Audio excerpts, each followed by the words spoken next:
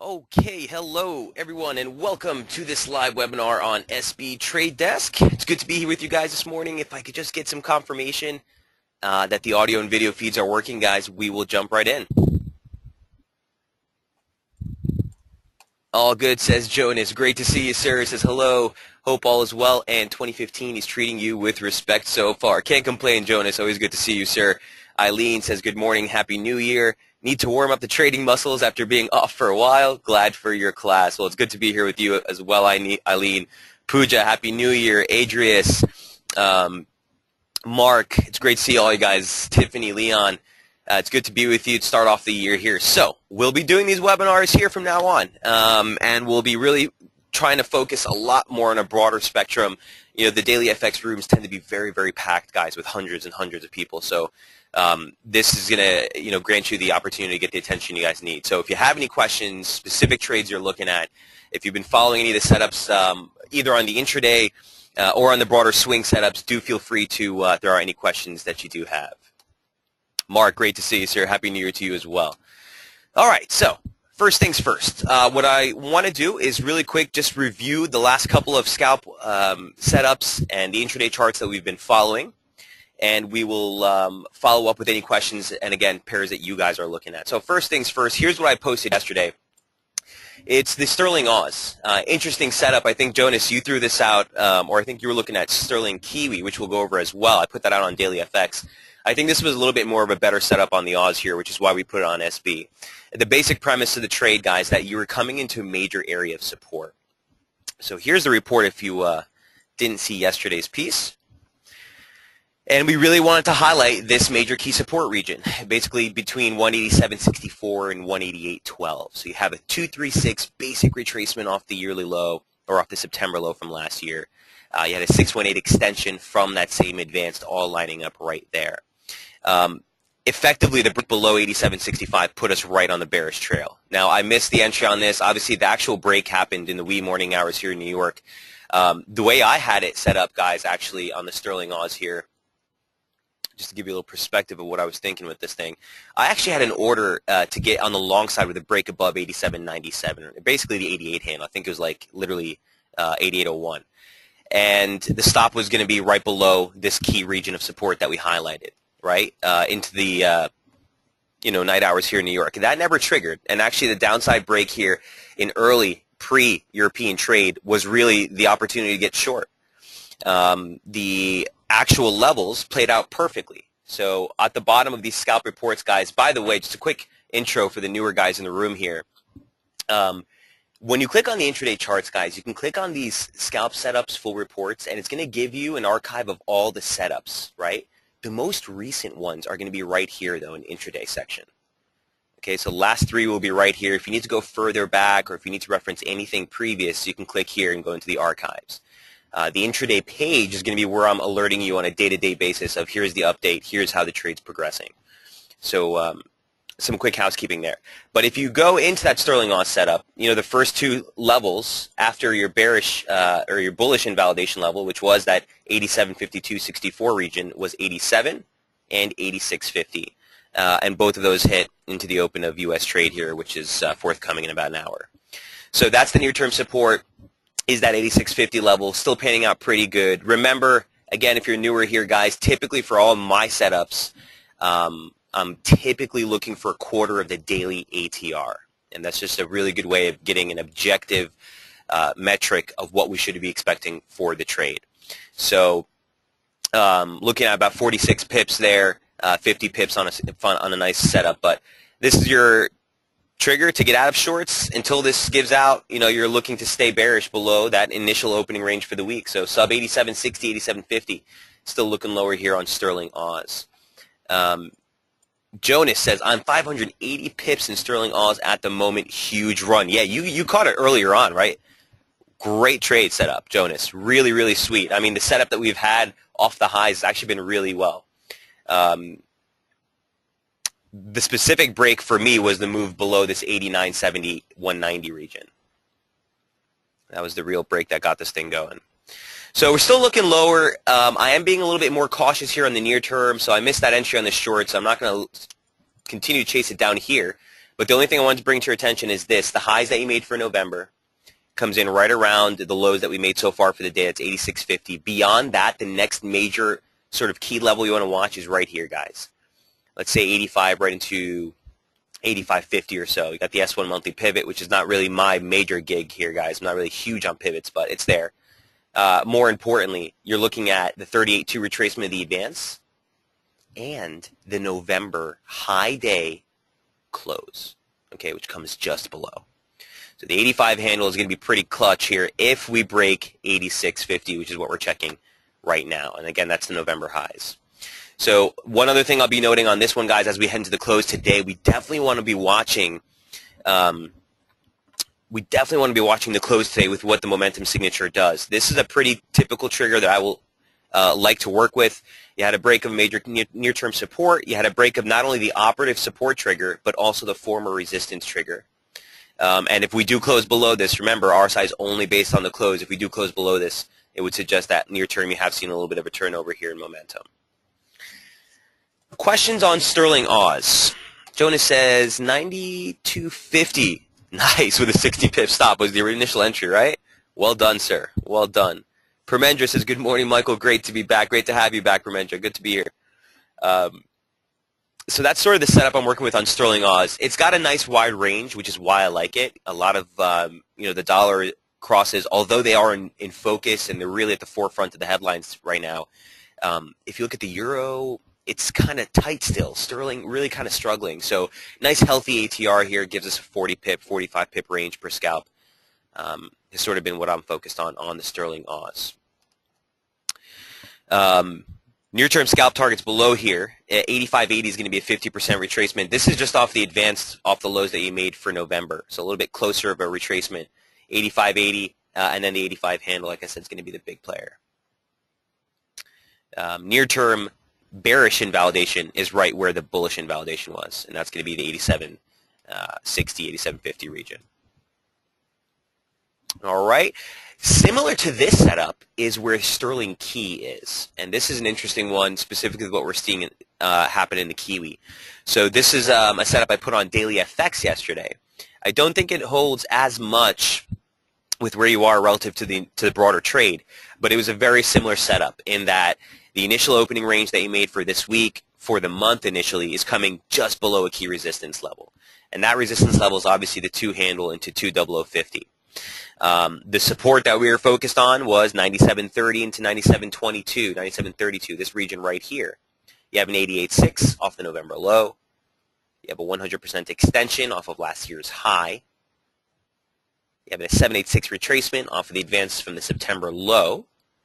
And all of that coincided with this basic trendline resistance, support that dates back to the 2013 lows.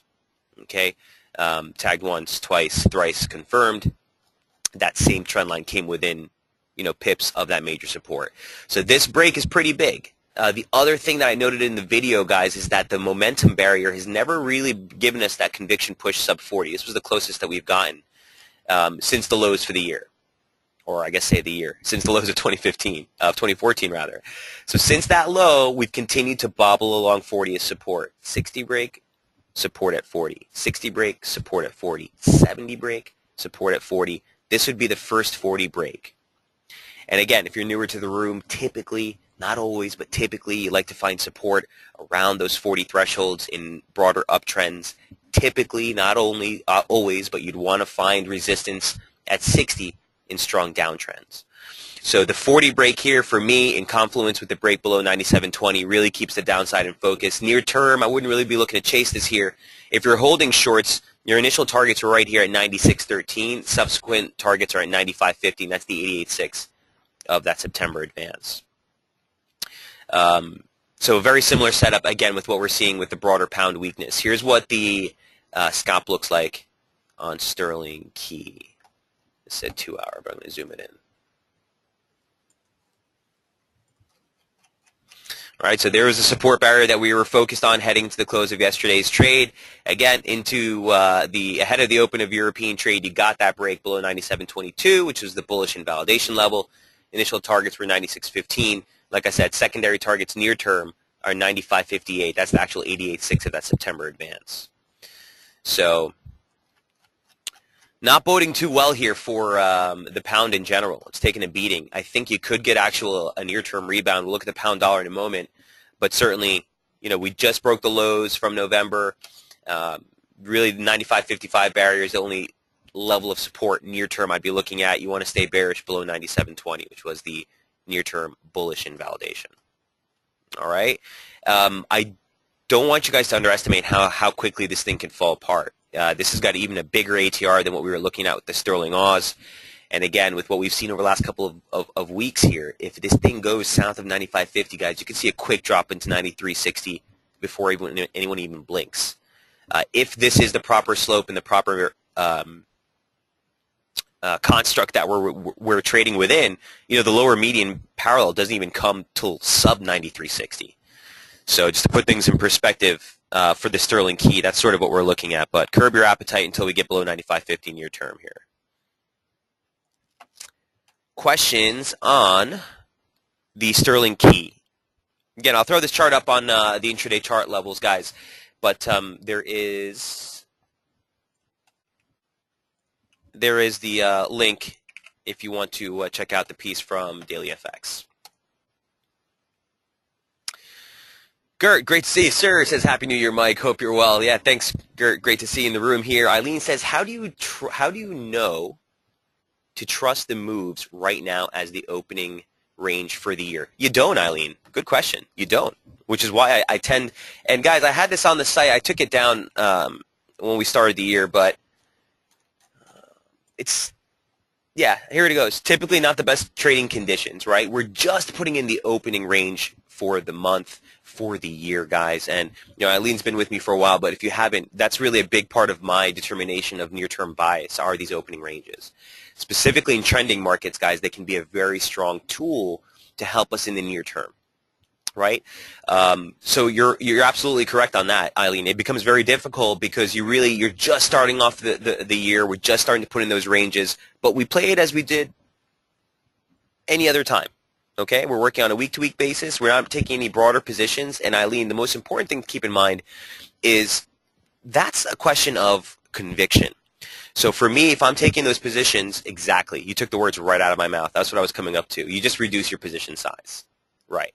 So right now, honestly, again, guys, with everyone in the room, I've literally been trading a half to a quarter of my typical trade size just because, we're just putting in those ranges. Now, just because it's early in the year, Eileen, I don't want you to steer away from great setups. If the setup is there, I don't want to stress an idea of what's the opening range, what's the major high or low I'm trading against. If there's a near-term setup, we get a weekly opening range break, a break of resistance, a break of support, trigger break with it, we're in it. If it's a little bit more of a timid trade because the opening range is coming in, we'll reduce the position size, but each setup is taken on its own merits. And I don't like throwing out a blanket statement like, it's the opening ranges or we're just opening up the year, so let's sit on the sidelines. No, if there's an opportunity, we're going to jump on it. So hope that offers some clarity there, Eileen. Next setup we've been following. Haven't really taken any positions on it, guys, but it's the euro dollar. And I was just talking with Jamie about this earlier today. We've been tracking this one since the 22nd. And by the way, I left the log there. At the end of each week, guys, I will post everything that was on the Intraday Charts page with the daily updates in a post. So I'll put all that stuff for you so that you can go back and you can see it. Here's a scalp log for the last 2 weeks. Obviously, we had the holiday break there, but this will be weekly. So I will update this every day into the end of the week, and then next week we'll archive this whole page and we'll start afresh with the setups we're looking at. But the break sub 2040 was really the end all. That's sort of the break in the euro that kind of shifted our attention right to the downside. We were looking at a possible bounce scenario as we head into the close of last year. This was the 2012 low day close. 2043 was the actual low, and to start off the year with a break below that really put things in play. Not only that, but that move was accompanied with a trigger break in support. So the focus range of support, which I talked about in the setups or on the intraday charts yesterday, is this right here. Okay, and that's the 2010 low and 100% extension from the decline off that October high. And that gives you a little bit wider of a range than I like to see, but it's basically 1870 into 1928, which was where we've been since the start of the week. Now, again, on the close, you want to see if momentum gets below 30, but I think this is where it's vulnerable for a near-term bounce. At the end of the day with the euro, guys, in my mind, it's a very clear opening range play for the week. Okay? Just for the week.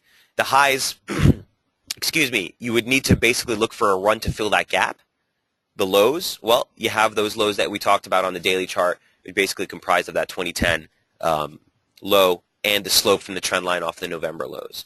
So again, if you've been attending Jamie's webinars, he's been slowly and methodically going through this, but trend analysis and slope analysis, we're basically taking that trend line support, off the June lows and extrapolating that to the major lows that we've seen in price action near term to give us these breaks. So this was another one we were working with that coincided the break of 2043, giving us the downside bias into this key support.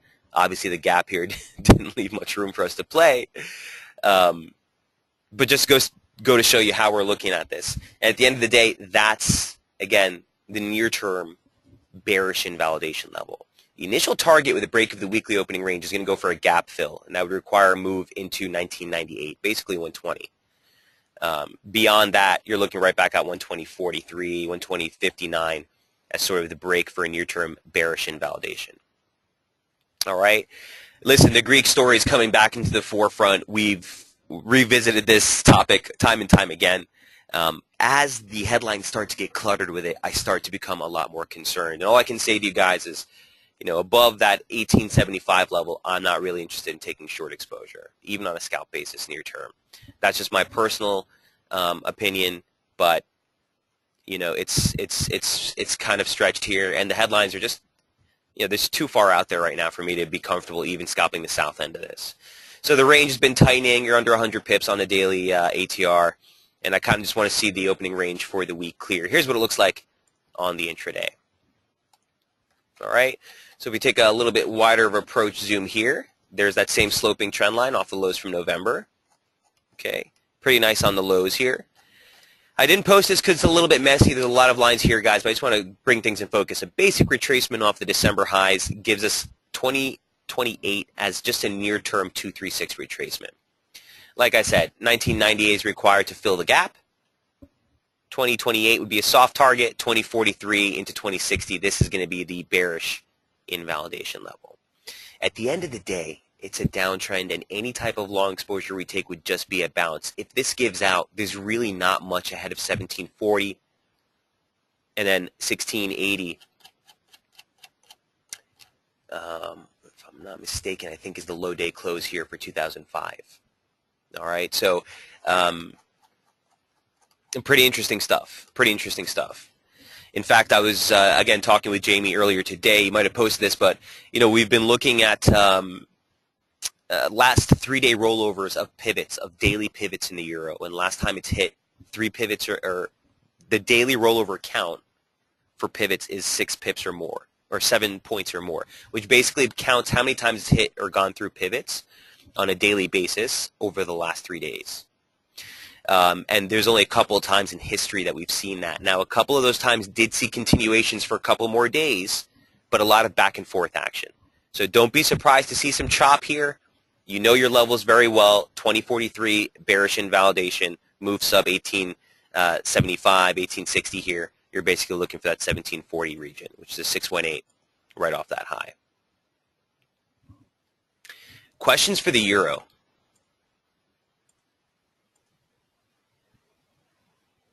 Sandy, great to see you in the room. I know you're kidding with that one, Jonas.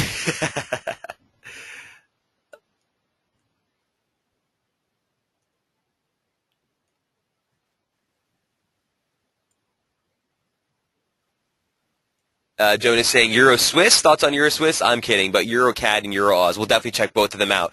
Let me just go through this last one here from the intraday charts, guys. The Aussie Dollar. I just want to cover this one real quick. So really clean. 80.67, 81.18. This is the level that we closed out last year talking about. A 1618 off the highs. This is the lows. I can't remember what year. I'll show you in the real live chart in a moment. But basically, that's the major area of support. Above this, shorts are at risk. And I think that was sort of the play that I was moving into the week here with as we set up the opening range. So we tried to probe. If you look at the low that this thing made yesterday, it's uncanny, guys. A basic pitchfork formation, median line off the October highs. Literally, guys, almost to the pip. Okay? And which is why we always want to stress when we're talking about invalidation of a trend near term or long, it's always about the closes. It's always about the closes. So if you saw 80.67 give out before the break or before the New Year's, that was the invalidation level for the long side. You know, you really want to wait for the close of the session. We closed well above that region, and here's today's push trying to make it through. Long story short, you've been getting ongoing momentum divergence, albeit sub 30 are typically your weakest signals, but we got a third divergent point here with the low that we made yesterday. And at this point, as long as you stay above 80.67 on a closed basis, I continue to like a near-term bounce here in the Aussie. Here's what it looks like on the intraday. Okay. What I want to say on this. Oh. This move right here that we saw last night, this is something I was looking at, gave us a break of the initial weekly opening range. So quick crash course, guys. Markets will tend to put in a high and a low early in the week, early in the month, early in the session. And you look for a break of that near-term range to give you a directional bias in the immediate, like now. Okay, we're not talking about longer-term positions, swing trades. This is the intraday. So Sunday comes in, you put in a low. U.S. Monday comes in, you test that low, get even deeper, not much. 80.34, you now have a comprised range of the 81 handle on the upside, 80.35 on the downside. You wait for a break of that range. If you break the highs, you're constructive against the lows. If you break the lows, you're bearish against the weekly high. So we came and tested that low, tested the high. Boom, we broke, constructive against those lows. You don't necessarily need to take the long from here, guys, unless you have a stop that makes sense. So on this type of trade, if you take the Asia Pac low, stop against that with a long here, you would have achieved, the 20, 25 pip ATR that you're looking for. Right now, as long as you stay above 81 near term, you want to continue to favor the long side of the odds. Now, having said that, one thing I do want to know is you got that short trigger or a trigger to get you out of the longs earlier on this pullback. Price action continues to hold this region. As long as it does, you want to be cautious about trying to get back on the bearish camp. The only problem I don't like with getting too aggressive, and again, position size on this has been very a quarter on any Aussie positions I've taken, but is the strength of the dollar. I see someone here. Who is that? Sandy, great to see you. How about the dollar index, Mike? Yeah, and this is sort of the thing that's giving me a little bit of a discomfort. I'm trying to shave the dollar too hard. At the end of the day, this is sort of the operative play that I'm looking at. This is the median line parallel off the lows from 2011. You saw it catch the peak in that late September rally, and again confirmed with that move that we made in November break. You didn't even see a retest of it really afterwards. And that puts the operative channel right in view right now, which is kind of what we tried to push through yesterday but couldn't really make it. So if this fizzles out and you get a kickback, I really don't want to get too aggressive on the dollar pullback just yet, but the best representative play, in my opinion, on a type of pullback in the dollar would be the Aussie. Or even the Kiwi. I think that looks great as well. We'll look at that one in a moment. But you kind of get the picture with what we're looking on with the dollar index here. Next topside targets, guys. I mean, I got to actually sit down and figure out some new levels, but you're basically looking for the highs that you made back in 2009. It's all the way up 11,840. There's really not much in the way of that if we get it through 875 here. So, honestly, on this one, Sandy, you're just looking at 11,558, excuse me, which is 88.6. But more so importantly, I'm really just looking at last month's highs and the opening range low, and that gives you a range of 1150, essentially into like 11,550 into like 11,570. This 20 pip range. A break below that, and you start to think much steeper correction for the dollar. Near term, that's the support I'm focused on. And objectively, if we break the opening range high that we made or yesterday above 11,680, you'd look to maintain that topside bias heading towards 11,800.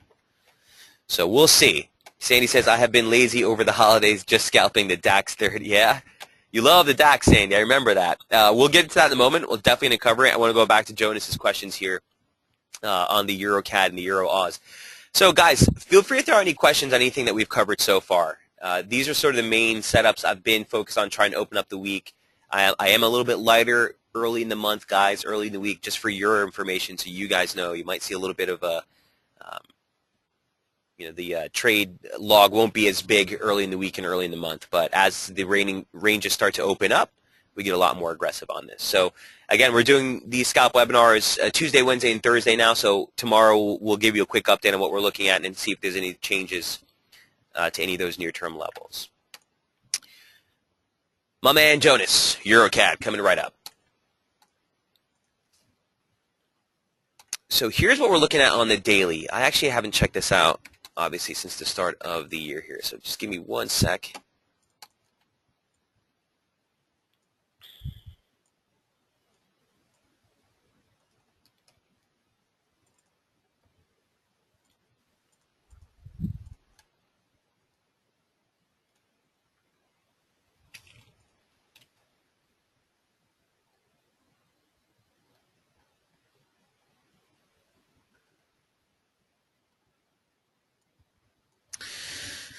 It's an interesting setup.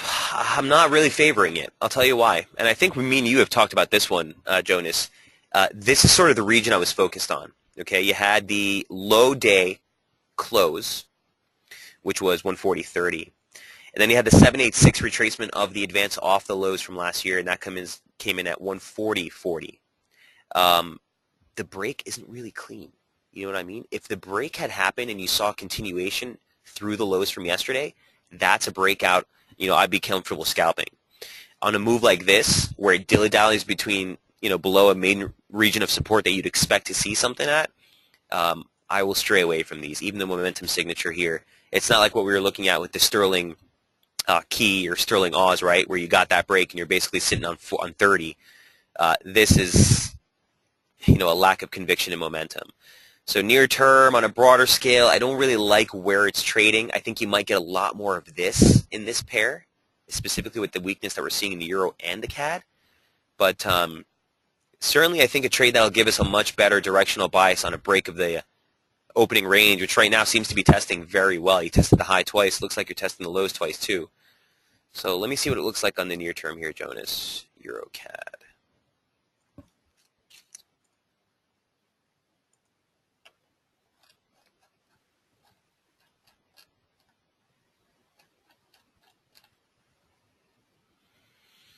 Yeah, it's pretty much the same thing. Once we got that break, it didn't really see much follow through. Look, I mean, it looks like this could be essentially interpreted now as the weekly opening range, right? Here's Monday's low. We just tested it. We're sitting on it right now. It's basically the 140 handle. Here's Monday's high, 141.36. And you wait for a break of that range. To be quite frank, that's the only way I would even look to play this near term, Jonas, because I'm just not. I don't like this price action. I think you could get a lot more back and forth before this thing actually finally makes a break. It says trend line goes back to 2012, by the way. On the lows, let's see.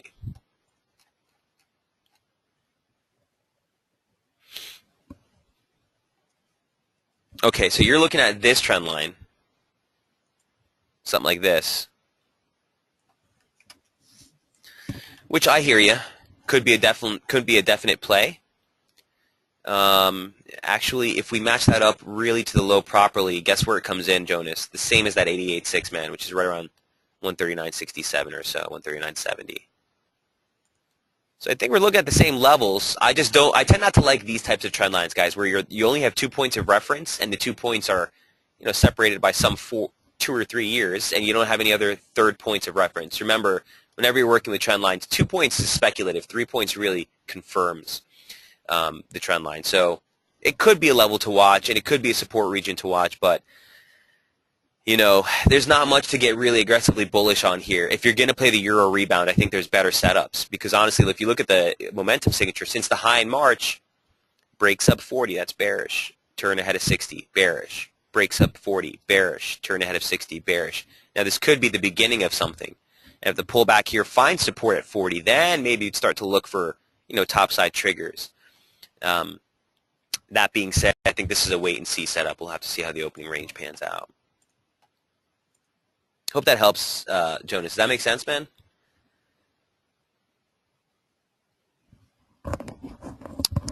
Pooja says, is it just me or is anyone else having broken audio? Guys, let me know if there's any issues at all.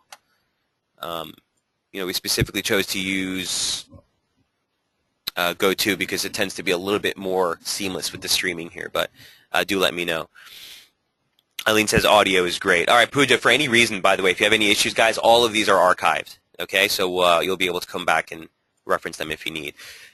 The second one you want to check out is Euro Aus, Jonas, and that one I'm a lot more favoring. I like that one a lot better. So here's what Euro Aus looks like on the daily. I do think you can get a really decent rebound, and if I'm not mistaken, I know that Jamie's looking for a possible position here if we get 146.27, which is kind of right where the lows were. Actually, we went right into 146 last night, but this is the operative thing that we're both looking at, is this median line off of the highs from August. So a lot of times when the market corrects, if you take the reference points on the last leg up, which is basically the highs that you made in August, that low in November, and the subsequent January 2015 high, this has been guiding price action really, really well. Look where the low came in last year, right? Textbook. Look where the high came in October after that rebound. Textbook. Okay? So here we are testing that same median line again. We tested resistance, pop, break, took us right into the 764 retracement, just shy of. And here we are testing that median line again. So we've seen some nice price action pivots on this median line, and that's the near-term support. Okay, and that came in right around 146.26, which is what Jamie was looking at. So this is the near-term support target that you'd want to see give us a firm footing here. Momentum, you still have room for a run into 40 here, so if it tries to press it again, this is the range of which I'd like to see it hold. Now, if we go back to the euro dollar, which we just looked at, and that is ready or poised to make some sort of near-term recovery, this is a pair of which I think you get a good play. Okay. The bottom line, guys, is 145.70. In my humble, again, just my personal opinion, is the only thing I'm looking at on this one. If this gets through, I'm no longer interested in even trying to play the long side until we get into the S1. The confluence of that comes with that trend line somewhere around the 9th of the month.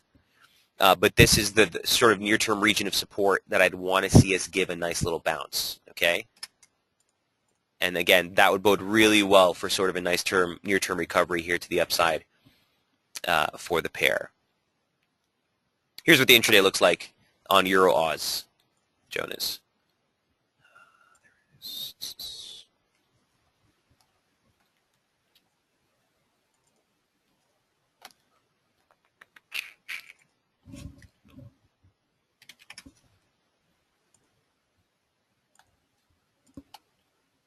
Okay.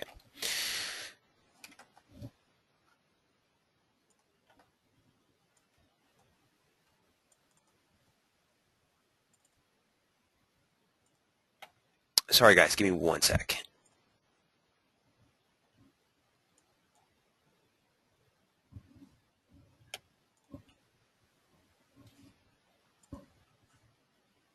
Okay.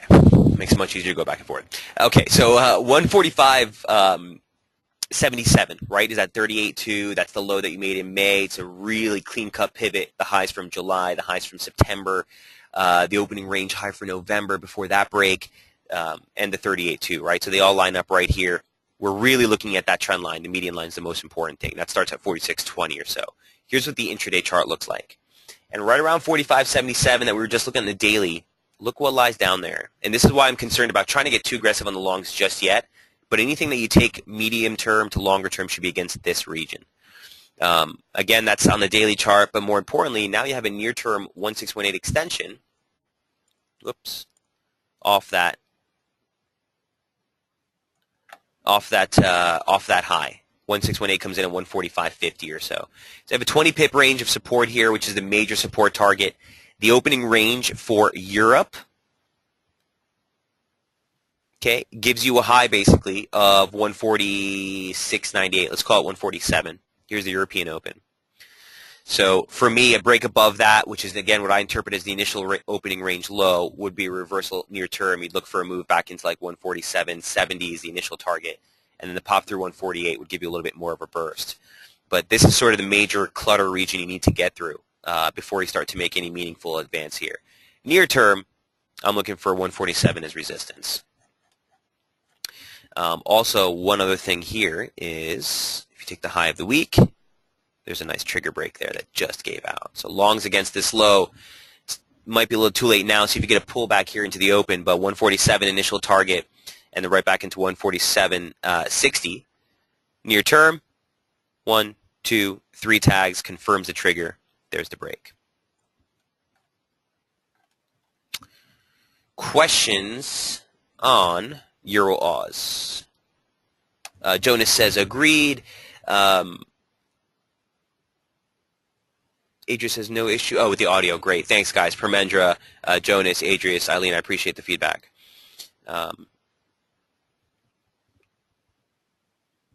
What pivot is that on Euro Aus you're saying? On the daily? Oh, so these are always going to be monthly pivots. Any pivots you see on my daily charts, guys, are always monthly pivots. Any pivots you see on the intraday charts, typically those can be weekly pivots. I'm not really big on pivot use. I only gauge pivots as being a little bit more operative, guys, when it coincides or confluences with a longer-term trend line, a fib, something like that. That's what makes pivots really operative in my opinion. But this is going to be the monthly pivot.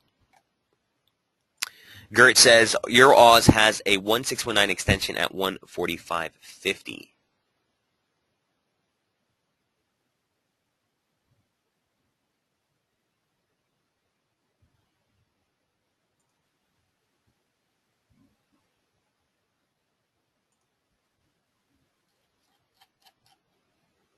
Right. So it's this one. Yep. I'm with you. So if we do, again, guys, keep in mind what it is that we're discussing, right? Gert, so it's really near term, right? 145.50 is a huge region. And you know what? I'm not going to rule out that we could still see that. Near term, all I know is we've made that reversal. We've made a break of the range, and we've got a trigger break. So near term, there's nothing to say this thing won't go back into 147 or maybe even 147.70 and then give us that last leg down. So our focus here on the intraday is in what's happening in price action right now. And right now, again, I wouldn't be surprised to see these things sputter up into 147 or higher.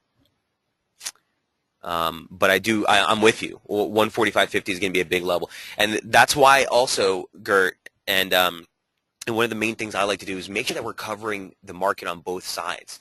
A lot of times people will say, Mike, if you're bullish, why don't you just have your stop and you're looking at your target levels? Why do you sit there and map out the market on both sides?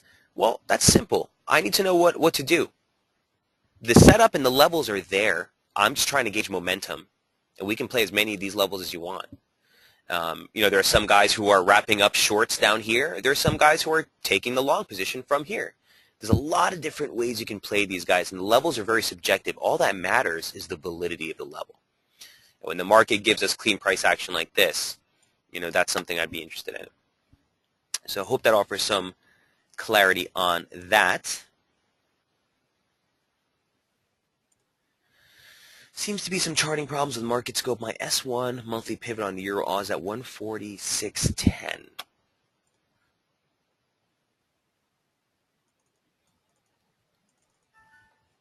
Using the classic M1s. And make sure, guys, that if you change the time frame, okay, it's going to change the time frame of this as well. It's going to be default period, so it'll change it to a daily pivot. You got to make sure that you come back here and select daily so that no matter what the time frame that you change, the data source is coming off the day. So quick note there, that's a lot of times the issue. My monthly classic S1 has already hit the low on today in the European session. Interesting.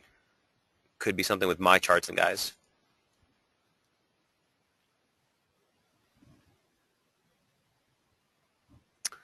That is weird. I'll look into that. Thanks for bringing that to my attention. Okay. So, moving right along. Jonas, hope that helps on Aussie CAD, Euro Aus rather, and Euro CAD. Let's see. Gert says Sterling CAD looks a little better testing the 618 and support the last few months at this level. On Sterling CAD, let's take a quick look. Sterling CAD.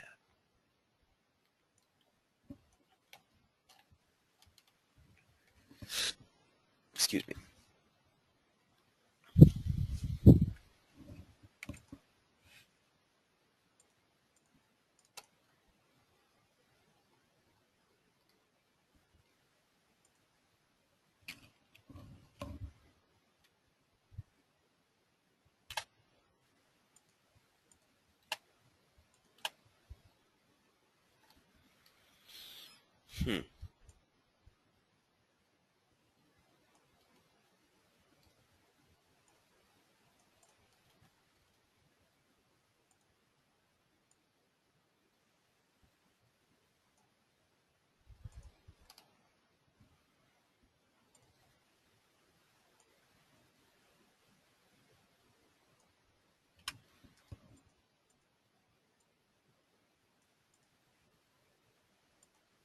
Okay.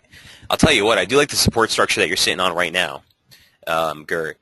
You're right. This is the 618 of the 2014 range. That was all that the entire range for 2014 was made in January, February, to put things in perspective on where this trade has been. So the 618, has continued to be a major pivot in price the entire year. Here we are sitting on it again. I wouldn't be surprised if the near-term retracement of the advance off that first leg here would be also a 618 confluence, and it is. All right, even better.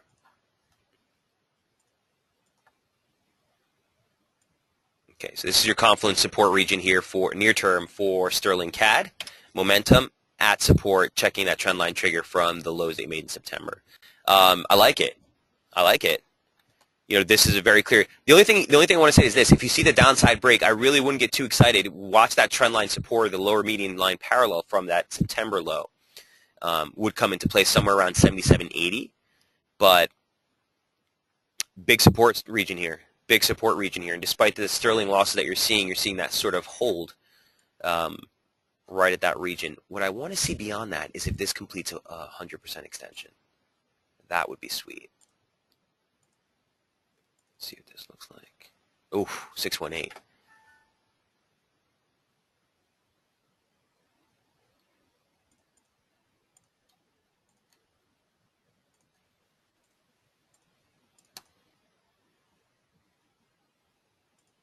Even better, guys. You see this? Come in some serious support today. Some serious support today. Let's see what the intraday chart looks like. Sterling CAD.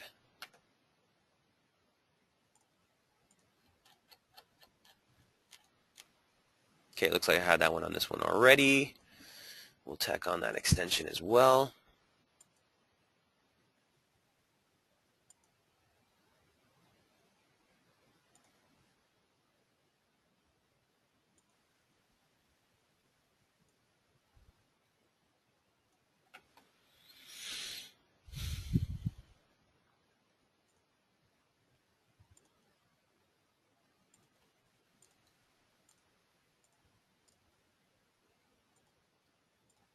So again, into the close today, this is sort of the region we'll be watching. Not to mention, guys, the longer dated 618 that we're looking at in the daily chart from 2014 range comes in just below that, which is what caught the lows. So that's what I'll be looking for into the close today. Let me take a step back. On an initial basis, guys, I would be comfortable using this as the weekly opening range. So on a break below 79, I would have been comfortable playing this short right into 78.60, 78.65. But with that key confluence there now identified, I'd be cautious on the short side. So let's say this. A break back above the 79 handle does give us a little bit more of a topside objective near term. I really wouldn't be looking to get too excited beyond 79.70 as an initial target. You do have a trigger here in momentum, which looks like it could offer something here. Not the neatest, but we'll leave it on there for now.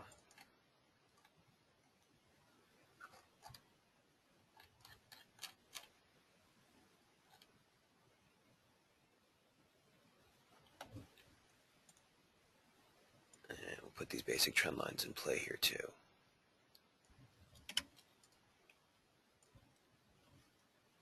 We got some symmetry here on the lows.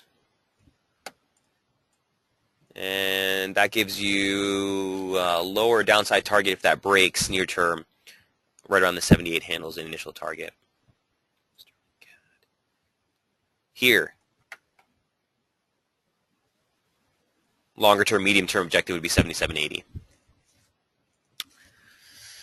Interesting setup, Gert, but that's sort of what I'd be looking at near term as far as the sterling CAD's concerned. It's interesting that in the near term, you've seen that sterling weakness persist today. This is sort of coming into a major key area. We didn't look at sterling dollar, and I do want to take a minute just to look at that.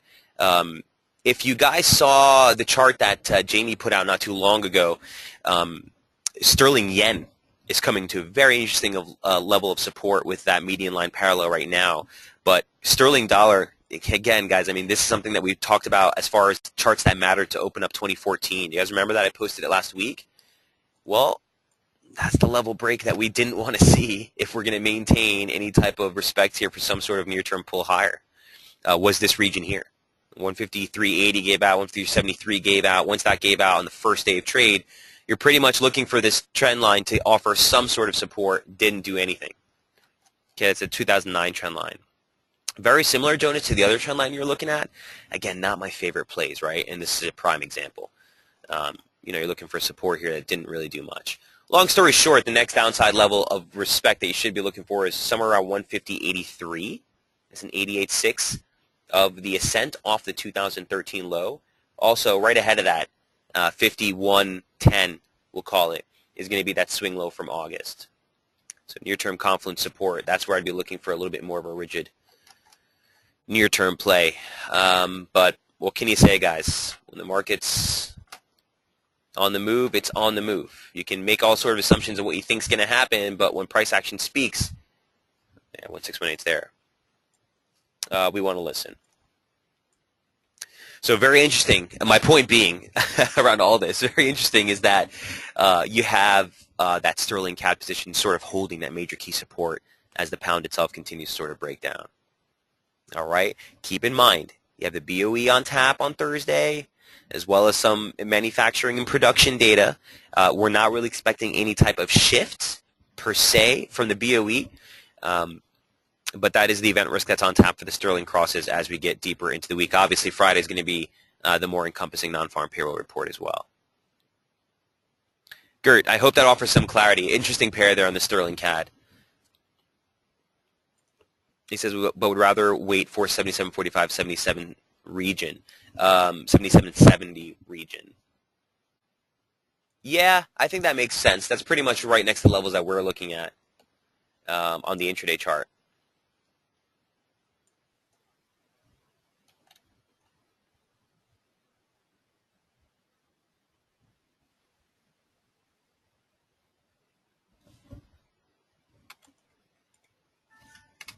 Definitely a soft pivot in price in and of itself, irrespective of any technical formations. Really nice pivot in price. And that would coincide really well with a rebound off that parallel line there if it is to be in play. So I'm with you on that.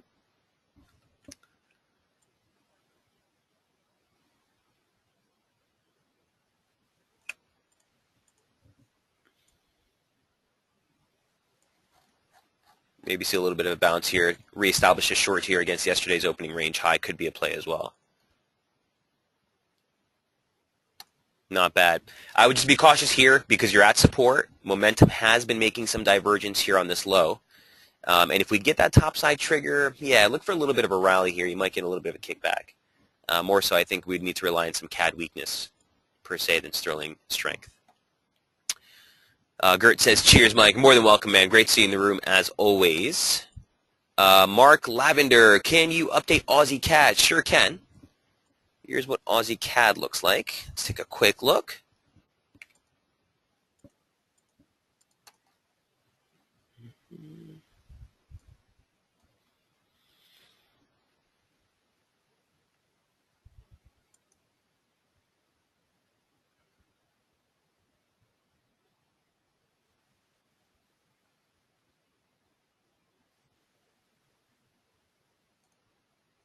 Getting messy on the triggers here, huh? A lot of false breaks. Here's a false break. The trigger might have faked you out. That was a false one in November. So you want to be cautious.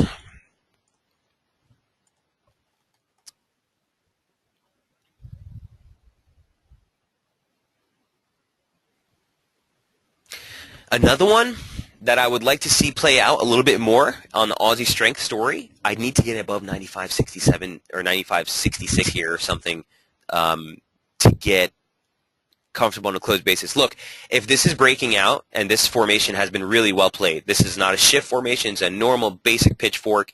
You had a really nice resistance play. On these plays, it's really the close, guys, that gives you the breakout. So if you see this until today's price action, really you couldn't really confirm this break at all. With the price action that you saw on Friday of last week, which was pretty whipsaw and did take us right through the highs, that one closed the session well below that trend line. So today would actually be the first day of the break of this formation. If it materializes and that continues to hold above, I'd like to use that 95.66 level as a pivot. In fact, if we take a retracement off the high, I bet you it's right there.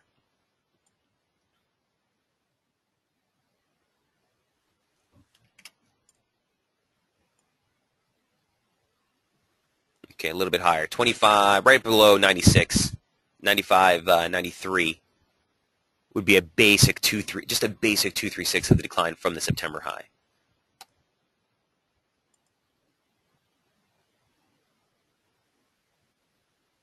Also remember that this 100% extension, guys, is of that decline. 2 equal legs down gave you 95.37.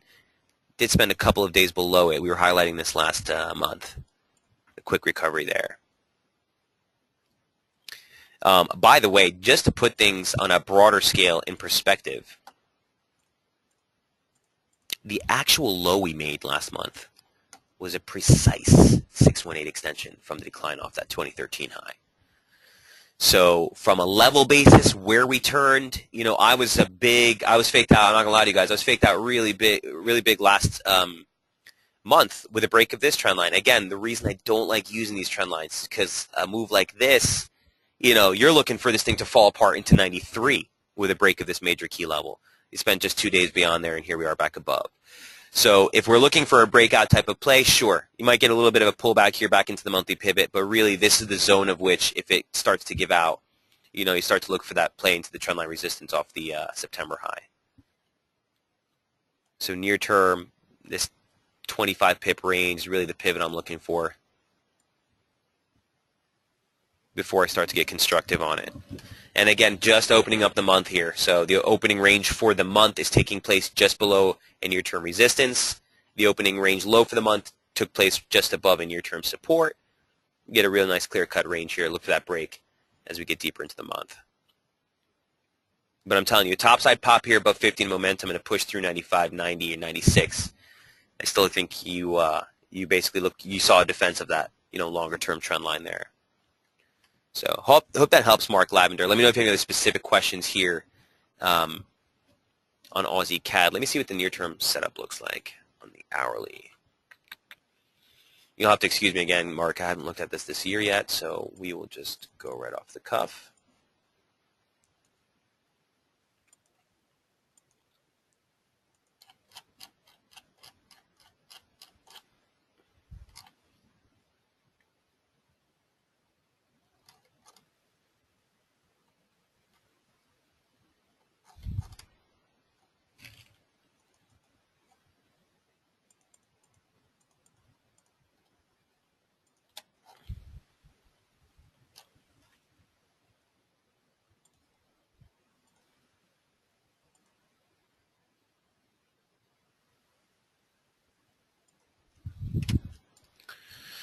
It's the operative slope I'd be working with. You can see that high that we made on Monday almost went right into the upper median line parallel. Really clean, actually.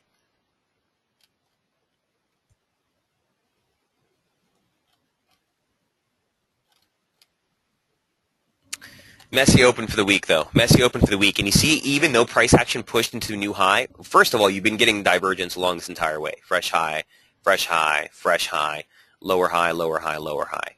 Remember, when we're looking at divergence, guys, it's only the close that matters. Nothing else matters. So bring it into a line chart, and you can see the divergence with the highs here. The fact that we're struggling since the start of the week here to break 60 on the upside, to me, is kind of cautionary. So not a preferred setup for me right now. I'd probably, to be quite frank with you, I'd probably be fixated on this daily chart and look for one of those levels to give out before I start doing anything on it. Just because the turns here, guys, and these turns can be very tricky to trade. You know, they could take weeks to materialize before it actually gets you conviction on it. So for what it's worth, those are the levels I'd be looking at. Hope that helps. Mark says, thanks. More than welcome, sir.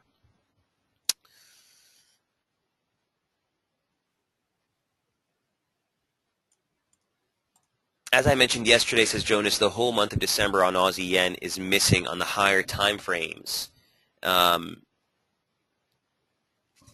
time frame. Let me see. Aussie Yen.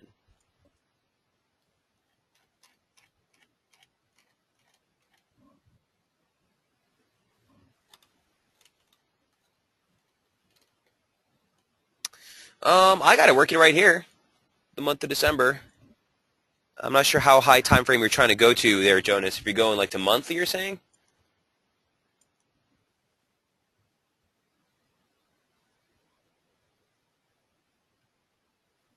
Yeah. You might just need to reload the data. But anyway, here's what we're looking at with Aussie Yen. So as we head into last year, if you guys remember, I actually put a piece on this on Daily FX with an upside bias on a break of this, trend line resistance or median line parallel. So you had the median line parallel, which gave out, you had a momentum trigger break here, which happened about a day later, taking us out of that. The slope, neither the slope or the magnitude of the break were really something to be encouraged about. The entire bias was only constructed above 97.30. First day of the year, we sit above 97.30. This week, we gap right below. We've filled that gap on the Sunday open. The near-term support structure I'm focused on is right between 96.63 and 96.49. 96.49 being the actual stretch high for July, stretch high for April. And there was one more technical feature there. Well, in any event, you see the pivot structure in and of itself. Oh, the 200-day moving average. So right in this region is where I'm looking at near-term support and momentum. Use that 40-level support and that former resistance as support is sort of the trigger I'm looking at. You know, for those who've been following me, you know my trades on the yen, not really a fan of playing the yen right here. If you look at dollar yen, I think this is the one that Jamie, I think, is much more on point with as far as the pair is concerned on the yen here, on the yen crosses. You know, I still think this could see a pretty significant pullback if we get 118 cleared out. That only lasted a day last month. We tried to do that before we went right back above 120. So I'm kind of focused on this real tight range between 120.50 and 118.60 to use that near term as my opening range for the week and month. So if we can see it get this go, you know, if we get the pullback and the break below here, I think the Aussie yen play makes a lot more sense. But not right now.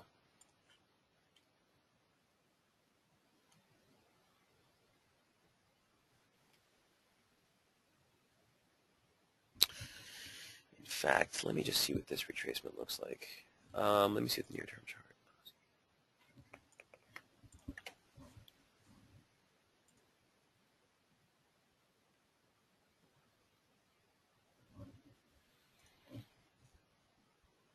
Aussie Yen, there it is. All right. So I think this is a better representation, guys. I need to update that daily chart, but this is the retracement off the November decline that you saw. So we made a 38.2, which caught the highs pretty well. Here's the daily chart, and here's the intraday chart.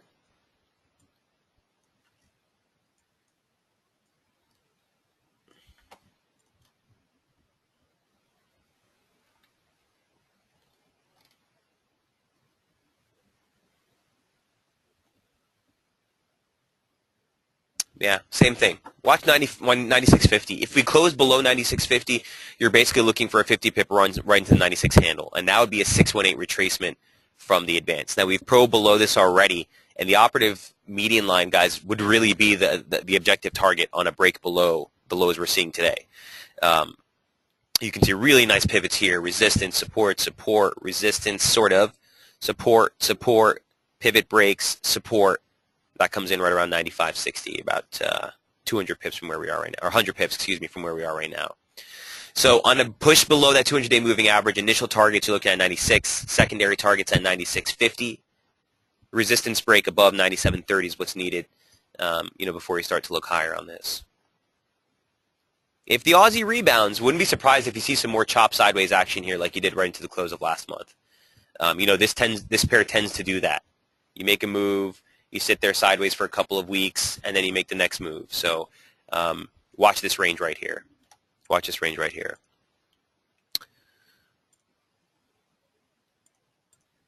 Jonas says, there is an issue with the charting software, guys.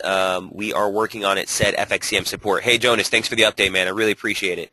So they're apparently aware of the issue. Petro says, hello, what level, or what would be the level to re-enter a sterling Aus? Already closed half the position from 87.60 at 86.55. Stops at break even. Ideal. You're in a really good position on that one. So sterling Aus, where would be the position? What would be level to re-enter?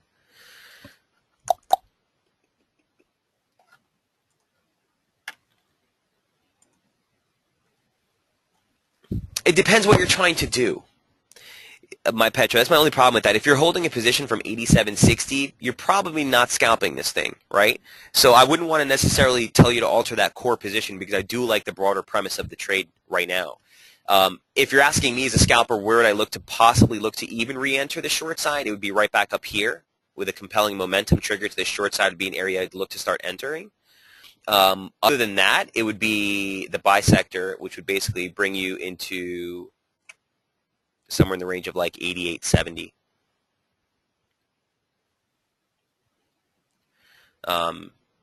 That's sort of where I'd be looking for a possible play on this to re-enter. For the broader trade, your 87.60 level would be basically taken out on this rally, which is why, again, you really got to keep in mind what we're trying to do. If you're already closed half the position, yeah, your stops should be at break even. That's probably how I would play it. Again, divergence into the lows. If you see that trigger break, just watch out. You might see a pull higher. I would have it at break even though. At that point, I want to increase the short at 85, says Petro. You mean into 85, Petro? That makes more sense. I don't know if you'd want to start selling at 85. All right, we're on the same page. I do think you see 85.80, and I do think eventually you will see 85. But, I'm not sure if that entry 87.60 is going to be the one that gets you there.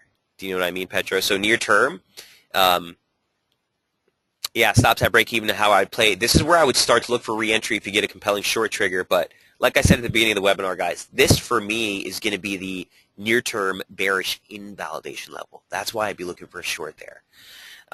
Barring a compelling short trigger and momentum, if this thing pops through, you're right back in the opening range of the week, and that really is going to give us more of a neutral bias. So in that type of scenario, I think you could probably get a nice entry right back at 190 again. Near term, your break-even entry is where I'd be using. Is where an area of which I'd start be looking at the possible entry for a short again. And the only reason I say that is because I would hate to see this thing come into 87.90. You take a 30 pip stop or something, then it turns around. 87.90, if you want to be as objective as possible, 87.94 is the actual opening range low for the week. So here's Monday's low, or here's this Asia Pac low, for Sunday. Here's Monday's low in U.S. trade, right? That's the low that you need to give out to sort of invalidate that opening range signal that you made. Petro, does that make sense? Beautiful trade, though. I just want to warn you because we're at support. So break-even stop on sterling Aus at this juncture is exactly where you want to be. Petro says, yes, thank you. More than welcome. Petro. Permendra Patel says, thank you, Michael. Need to go. See you tomorrow. Thank you. We'll watch the recorded session. Thank you there. All right, so I think I've gone through all of your questions, and we are over on time, but Guys, it's exciting being here on SB for these scalp webinars. I look forward to more sessions with you. We'll be back on tomorrow again to discuss hopefully any shifts in these dimensions. One other quick thing I want to talk about, guys, is gold. Geez, the near-term targets on this and the near-term levels have been ridiculous. So if you're someone who's trading futures or if you're offshore and you're able to trade CFDs, you watch today's price action. You know, if we finally make it through this trendline resistance off the highs that we made in July of last year, I do think gold has a sustained play, okay? On the broader scheme things here, guys, for gold, you know, everyone's talking about, yeah, the dollar strength and all that story, but at the end of the day, we can't lose focus of, you know, pure price action and what we trade by our discipline. And this is a weekly chart of gold. You know, this is something I published, well, the initial chart was published months ago, but in any event, 1137 to 1150 was huge. Massive support.